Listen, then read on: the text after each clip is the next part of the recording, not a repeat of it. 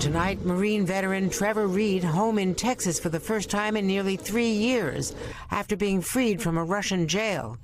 President Biden agreed to a prisoner swap for a convicted Russian drug smuggler serving 20 years in the U.S. We believe that he probably saved our son's life. The two prisoners trading places between American and Russian planes on a tarmac in Turkey overnight.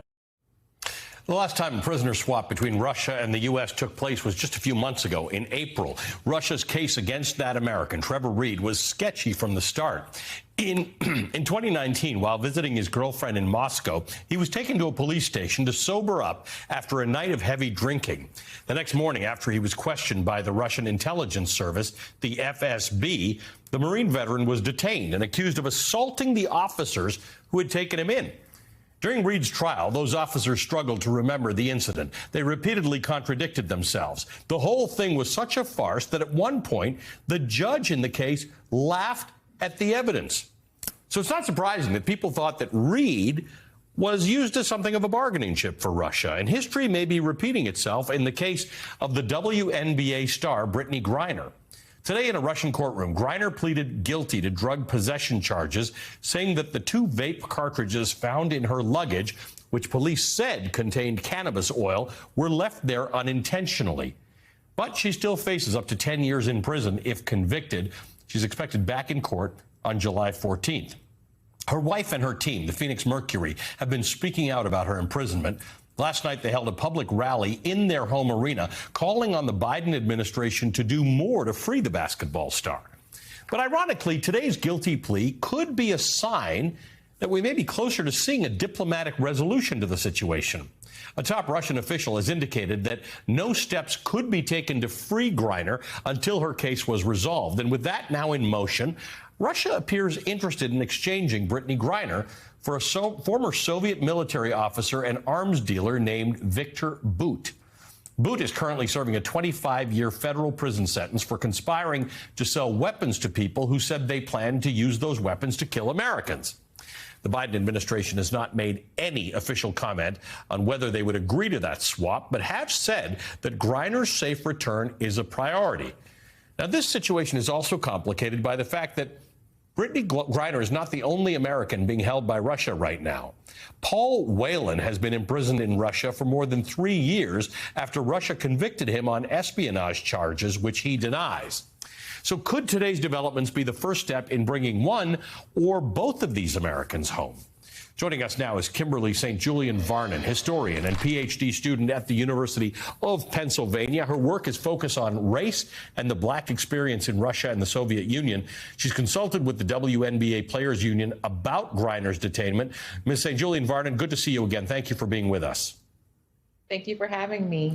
Brittany Griner pled guilty today. Reportedly, this was her decision after consulting with her lawyers and experts. But a simple Google about the Russian criminal justice system will tell you that there's almost a 100% conviction rate in Russian courts. Yes, the Russian criminal justice system, if you can call it a justice system, has nearly over a 97% conviction rate. So I think a good way of thinking about Brittany's plea, and in the Russian court system, pleas work a little differently. She has acknowledged her guilt for this crime. It's still up to the state prosecutor to actually prove evidence that she did commit the crime that she said that she pled guilty to. So I think it's a strategy.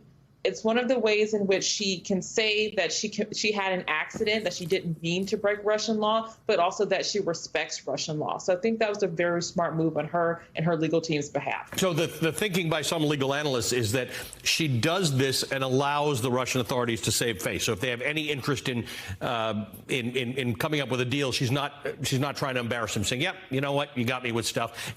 That said, the allegations against her are not supported by the fact that she may have had 2 vape cartridges with her. I think that's the case. And so she's facing 2 charges. One is possession without intent to sell. And the other one, so it's been kind of translated as narcotics trafficking, but it's bringing in a controlled substance essentially into Russia. So that would be her having those cartridges in her baggage when she was coming into the Moscow airport. And that's the heavy charge that carries the 5 to 10 year sentence. And so. Go ahead. I'm sorry. I didn't mean to interrupt. Carry on.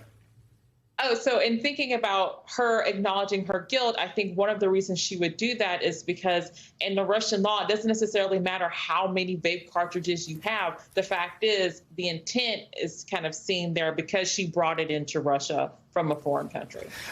Brittany Griner is rightfully getting attention right now, but there is this case of Paul Whelan. His family's been upset by the difference in the way they've been handled. What's your sense of it?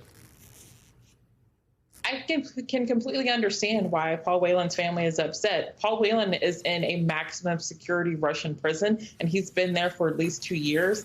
He also had a very high-profile case at the beginning, but in 4 years, media attention has kind of fallen off. He's continually protested against his conviction and constantly said that he's innocent. And so I think that if we're going to talk about Brittany Griner's case, we're going to have to talk about Paul Whelan's case, because simply he's been there longer and he's in a worse spot compared to where Brittany is right now. We weren't talking about him until we started talking about her. Right. So I was going to say, is this negative for Paul Whelan or positive that now there is a discussion that Americans weren't really involved in as much with Trevor Reed? There's now a discussion about how Paul Whelan and Brittany Griner might get back to America. I definitely see it as a positive because he has been there for so long. And despite the rumors that Trump could get Brittany Griner out, I think Trevor Reed and Paul Whelan are perfect examples of how little Trump did for Americans who were held in Russian custody. And so Brittany Griner's case, while it's terrifying for her family and her supporters, it could be a boon for Paul Whelan and help him be freed from maximum security Russian prison. Kimberly, it's good to see you again. Thank you for being with us. Kimberly St. Julian Varnon is a PhD student in history at the University of Pennsylvania. Thanks for making time to join us. Thank you.